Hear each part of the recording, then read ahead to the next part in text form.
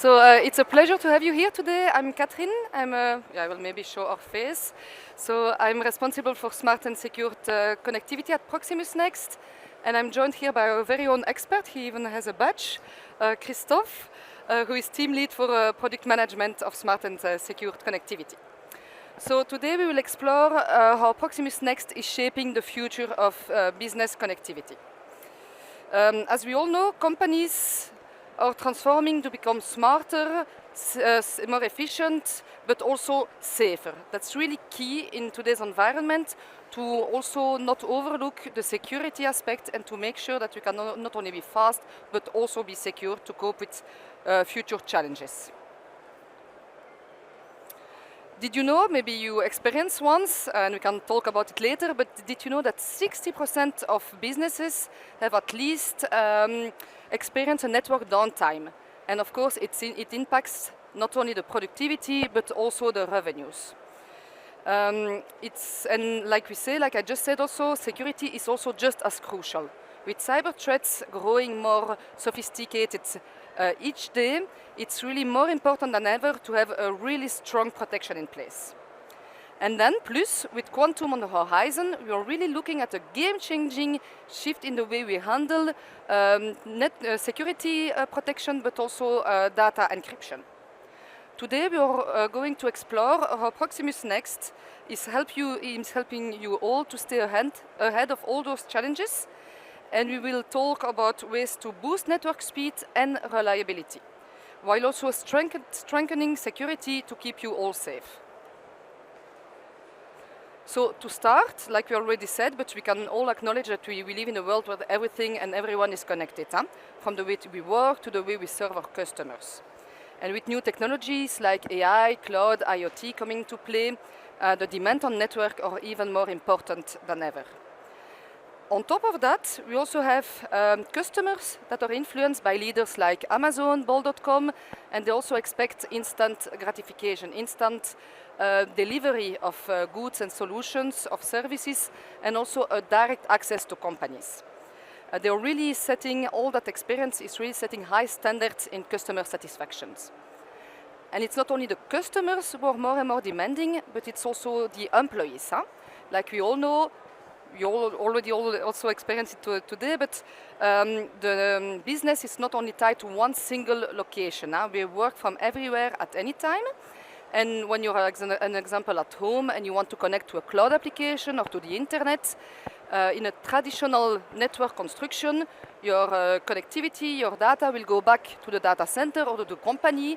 That may also create some network congestion. And there we really need to find some ways to be more efficient and to allow the network to work with all that new cloud environment. And then, of course, we are not the only one to say it. Of course, we're here on stage, but also Gartner mentioned that 3 companies out of 4 will move to an SD-WAN to really support that shift to the cloud. And of course, having that data accessible from everywhere at any time, it also increased the pressure on security. Over the 3-4 last years, data breaches have increased by 70%. That's quite huge.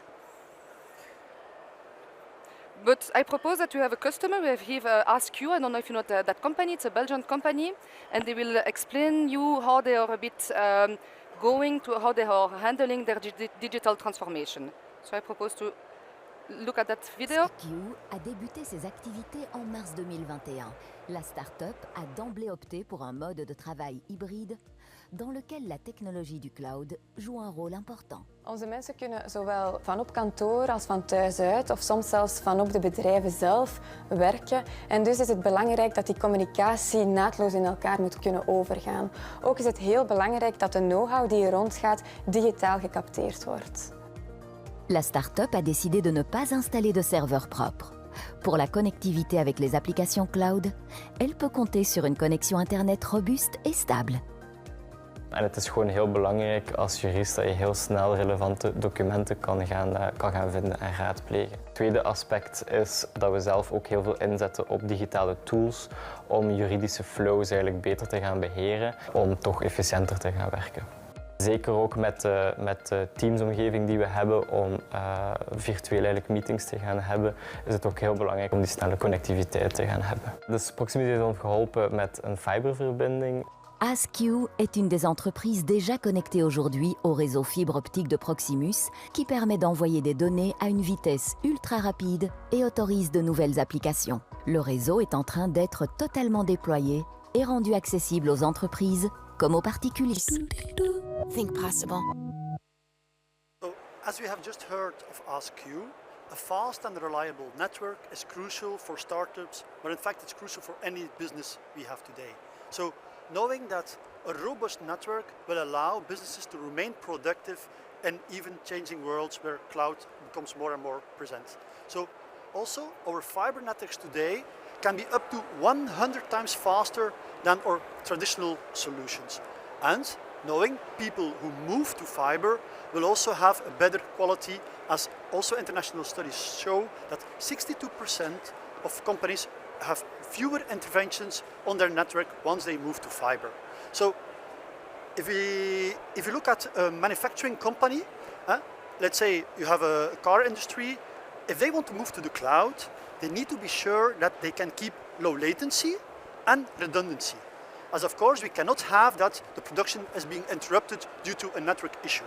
So looking at this, with dedicated fiber solutions, we can make sure that this low latency is assured, and also that the company can move its workloads to the clouds, and so also take benefit of those new capabilities which are there for them to accelerate their own productivity. So the main goal here is that due to a stable and a fast network, that those businesses can improve their productivity. So as you can see on the chart, today Belgium has in Belgium we have about 33% of the buildings which are connectable on fiber. So, and know that we will want to move up to 6 million buildings to connecting them on our fiber network as Proximus. So by doing this, we can guarantee the stability of our network for our customers and also improve the reliability. Also, it's not all, because we can even go faster. So if you look at our networks, we can move to speeds above this 10 gig. For that, we can even today, for example, if you want 2 data centers to connect to each other, well, we can go up to 100 gigs in connecting between 2 data centers. So also there, it brings value so that the companies can grow if their capacity increases. Okay, yeah, it's very clear that fiber is really a big enabler for digital transformation. But is it the ultimate technology, or are there any alternatives? Well, Cathérine, yes, there is an alternative. Unfortunately, we don't have fiber yet everywhere. So there is where 5G fixed wireless access joins in the picture. So 5G fixed wireless access will allow companies, let's say a small SMB company which is in a rural area, but they still need to connect to their customers or to their suppliers. So if they don't have access to a fast and reliable network, also they would have an impact. So with this 5G technology, which brings the higher speed and a lower latency, we can make sure that those companies can also connect and make sure that they attain their productivity. So that's one example on 5G, but in fact, the whole spectrum of fiber and 5G together will allow for a number of new capabilities to be onboarded on networks. So, for example, we have everything about cloud and hybrid data centers, or also machine learning, which could be supported by this new fiber capabilities or 5G. Okay, so it's really the combination of 5G and fiber that can really enable all the company then to go digitally. Correct. But like we said also earlier, or I said really quick in the introduction, having those data accessible from anywhere at any time, that will also represent a risk on the network construction, right? And that do we also see that the current network are supporting all this new traffic going to the cloud? Well, indeed. So, like I already explained in my example, the move to the cloud needs to be supported. So that's where SD-WAN kicks in. So SD-WAN is in fact a solution that will help us to connect to the cloud, but on a secure way. So if you look at it more from a traditional way, we used to have a classical network and all the data was sent to the data center. We could see it like a fortress. Everything remained within the fortress walls so that it was secure to transport data in there. But now we need to connect to this cloud. So how do we securely connect from this branch or from this remote user without needing to passing through the fortress. And that's where SD-WAN can help you or the companies to connect on a secure way and make sure that the application being used by the end customers are using the most powerful path or the most performant path and directly on a secure way to the cloud. So that's something where SD-WAN will help. And it also does it with a centralized management. And SD-WAN and the centralized management will also, for example, help to make a uniform approach on security. So we can make sure that all the network and all the connections are done in the same uniformed way, which also helps you achieving a correct security stand. For example, companies who are NIS2 compliant can use this capability to, for example, export the logging to support also their NIS2 compliancy rules. So, but it does not stop there. We also have SASE, and SASE goes one step further. So SASE is using, again, this SD-WAN as a building block, but it adds cloud security. So what we call SSA. So the combination of the two, so SD-WAN plus this SSA, this brings you SASE. So SASE is in fact not a technology, it's a methodology, but it's a very important one. So you need to take it a stepped approach. So it's important that customers today looking at how they want to achieve this SASE. And SASE, in the end, it will make sure that your user is in fact connecting to any application on a secure way. That's really the intent of SASE. So how do we achieve this? Well, we can achieve this to having the tooling from SASE today already in the market available, and then typically step by step making sure that if you make a new decision on a new component, being it SD-WAN, being it some cloud security element, to also always do that in function of the strategy you have defined. And also there, where we as Proximus Next can help you, so we have the expertise in doing this assessment, and of course, we also have the expertise in the execution of those solutions. Okay. So, to summarize, a secure SD-WAN is really the best way to tackle current network challenges, as it combines fast, but also reliable and secure network. But is it really the best way, or is it sufficient for companies to ensure that their data stays secured? Well, indeed, the tooling is humongous. We have everything, you have thousands of logs, but the problem is who is looking at those logs. If nobody is looking at the logs, security is not able to protect against every threat. So there comes in fact our SOC. So like you see here, unfortunately I could not bring the SOC to here, so we took a picture and we brought the SOC to you. So you see here the live picture of our SOC, which works 24/7. They do a lot of incidents per day, and they protect over more than 100,000 users by their capabilities. So that SOC, in fact, they are the intelligence on top of the tooling. So they will define if a threat which has been identified by the tools is actually a threat, or it can, and how it has to be mitigated. So to illustrate a bit, I will give you a live explanation of something that actually happened in our SOC. So we had a customer, and they were connected on our SOC, and our security operator, he saw a certain message on his logging. And the message was that the user who was connecting in Belgium suddenly appeared on the other half of the world, which of course could not be true. He could not travel from here to the other side of the world in the few seconds that the signal was met. So of course this was not logic, and then the security governor went into depth and they were looking into his Azure environment. So at the end, what was the root cause? The customer had a supplier, and he was used to sending an email attachment with a file he could open via multi-factor authentication. So the customer, which always received this email, just logged in and tried to open the file. But in fact, in reality, what happened, the supplier email box was hacked. And in fact, so this hacker sent a dummy mail with a false landing space, where again, the user, as normal, filled in his password. So at the same time, the hacker collected this multi-factor authentication password and tried to access the real data of the customer. So how our security then can handle, they went into the session, they killed the session, so again, the customer was safe. And this happened all in less than 10 minutes. So if you don't have the security governor there, you have the risk of actually being breached. So this is a small example of what is now a value add of a SOC. Okay, thank you, Kristof. We've covered a lot about the importance of a strong and secure network, but let's talk a bit about the future. How many in the room have heard about quantum communication? Okay. That's a lot. That's a lot.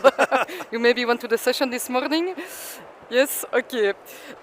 So for the one who did not, it's in fact an exciting development that has the potential to revolutionize the way we look at data encryption and network security, like we already said. But to understand a bit how it works, unlike traditional communication methods that rely on bits, so 1 or 0, quantum communication relies on quantum bits or qubits. And to explain it in a simple way, it's like if you take a coin. I wanted to have a coin, I have no coin. But if you put it on a table, it can be heads or tails. And with quantum, in fact, your coin, it's like if you flip it, and it's simultaneously heads, tail, heads, tail, heads, tail. And so you see really the opportunities and the huge level of data simulation that can be done at the same time. So it really creates more complex data processing and also a risk on security, I guess, than Kristof. Yes, indeed, Cathérine. So there is a true risk on security. So we all know quantum computers will bring in a lot of new capabilities. It will help a lot in a lot of sectors. In the medical sector, they'll do huge things, but it also has a risk. And it's about this risk we want to inform you. What is it now? So the main risk, in fact, today is about store now, decrypt later. That's the risk that is there. I will explain a bit in an example. So, for example, let's imagine you have a financial organization and they need to pass data from one data center to another, and a cyber criminal is able to capture this data. You would say, okay, it's encrypted, so I'm safe. Well, that's just where the risk comes in. So the quantum computers in the near future will be able to break existing encryption techniques. And that's really important part. So it's not yet there, but they will be able to do it in the near future. And I've told near future is a few years, it's not tomorrow, but in the next few years, academics assume that this capability will be there. So now, what can be done if this data can be decrypted?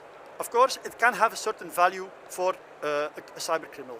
And you said, okay, maybe my information is not, my email I sent yesterday has 0 value in the next 3 years, but you can also have, for example, healthcare, where a medical file from a patient can be much more important and for a much longer duration in time. So even that information can still have a lot of value in 5 to 10 years from now. So that's why we say to try to create this awareness and making sure that by using the new techniques we can assure data can travel quantum safe over a network. That's a small illustration on why the importance is there. So maybe as a small summary how we can repeat it. Yeah, so like you explained, it's a really serious matter that needs to be correctly anticipated. But what can we do then today concretely, because you say it's in the future, but what can we do today to prepare then for the future? Yeah, Cathérine, indeed. So what can we do now? So first of all is making the awareness quantum is coming. It's no way back, it will be there. That's one thing. We also have our quantum circle. So the quantum circle is an organization which has been started up to inform Belgian organizations about everything quantum. It will go from quantum computing over quantum networking and quantum sensing, but it's really an information organization that is there to actually inform everybody of us about all the evolutions in quantum. So I would really urge you to join that, to also stay up to speed about quantum. And then what our advice would be to you as our customers is start now. Start looking at your most critical applications. Look at what data is passing through that application and how it is secured today. Because that critical application can be maybe in X number of years hacked and also be used afterwards. So our advice is start looking at it. We then can take the next steps and looking at, okay, once you identified which is your critical application, how will you protect it? And of course, once that has been identified, you can build up a clear roadmap and a stepped approach to then make sure that first the critical one applications and then all the next steps are be done. So maybe as a small extra, on our booth we have multiple demos around quantum, so I would also try to invite you to our booth. We can give you much more detailed explanations, or also other experts are there to answer all potential questions on quantum. Okay. Well, Proximus is really diving into these new technologies to keep you really, follow this and to keep you prepared for the next challenges. And in fact, we also even teamed up with Nokia to make a real live test in Belgium on our data center, covering distance from Brussels to Mechelen. But I propose that we look at this video to see a bit what we did together.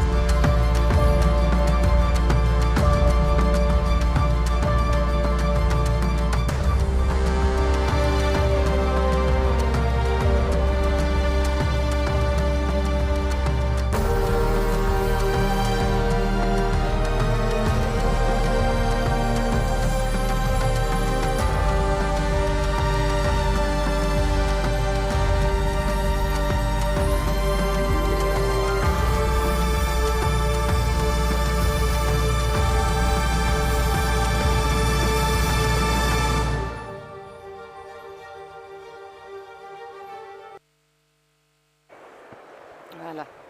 So it's clear from our discussion today that connectivity is much more than a commodity. It's in fact really the backbone of all business innovation. And whether it's 5G, fiber, SD-WAN, SASE, or even quantum, Proximus Next is really there to help companies, to help you all cope with current and future challenges. And it's only the beginning of that story, because like Kristof explained, with new innovation coming in both connectivity but cybersecurity, we really have some exciting time at the horizon. So now I propose, if you have some questions for Kristof or me, it's the time. And maybe one thing we did not say as well, if you're also interested, like Kristof said, to know more about quantum, so there are two demos at the booth, but you can also win a consultancy track, free consultancy track of half a day approximately, to also help you see how you need to prepare for that quantum safe future. So that's it, Cathérine, that's part of our booth. So if you come to the booth and you follow the demos, then you can indeed have a possibility for your organization to be informed in this session on quantum. Proximus Next. Think possible.